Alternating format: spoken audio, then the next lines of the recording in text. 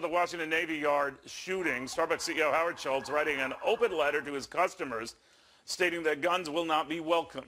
Howard Schultz is here, joins me to explain why he did that. Why did you do that, Howard? Well, Neil, let me say at the outset that Starbucks is not a policymaker, and in fact, we are not pro or anti-gun. We've just come to the conclusion that in the best interest of our customers and our own people, that customers who are carrying a gun legally should not bring them inside a Starbucks store. And we also have said this is not a ban, and in fact, anyone who's carrying a gun, we will serve them with a smile. We won't make them feel uncomfortable, but we just think it's in the best interest of our own company if guns are not part of the Starbucks experience. But how would you know? Are you going to frisk them? Pardon me? Are you going to frisk them? How would you know? No, of course not. I think we're not in business to make people feel uncomfortable, but we are in business to exceed the expectations of our customers. And our own customers have been jarred. And I think with children in the store, we just think it's not the best policy of our company to see a firearm on someone's person inside a Starbucks store. In addition to that, over the last couple of months, people on both sides of this highly polarized emotional debate have used Starbucks stores as a staging ground for their own debate. And as a result of that, we've been mischaracterized, misrepresented, and again, that's not in our best interest. So as a result, we think going forward, we want to have a respectful request, and we think most people will honor it, and I think the majority of Americans will think this is a reasonable request, and they will understand it. You know, Howard, though, let's say I have a license to carry a weapon, and a lot of people who have such a license carry them either on their leg or attached to a leg or in some sort of a holster. They just don't have to tell you they have it, right?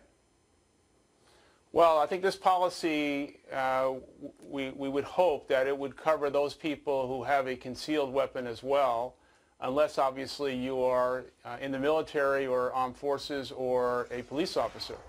But, you know, I think what we've created in America is a sense of community and a place in the country that really is the third place between home and work.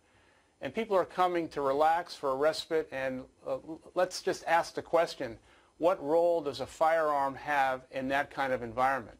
But again, we're not anti-gun, we're not pro-gun, we're not a policymaker. We just think this is in the best interest of our company and our customers. Now, I've been going a lot of these blogs about your decision, and they've interpreted it as you being very anti-gun. What do you say to them?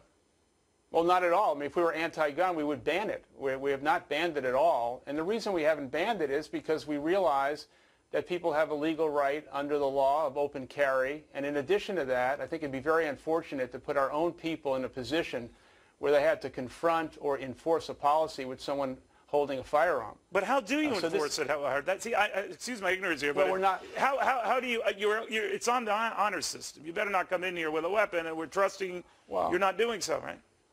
Well, no, we're asking respectfully to people to honor the request, and this is not a enforceable policy. This is, I think, this request is being made through the lens of civility and respect for all people, and we think the majority of Americans will honor it and respect the request. I want to switch gears, if you don't mind, to parochial things like the Fed and what it did today.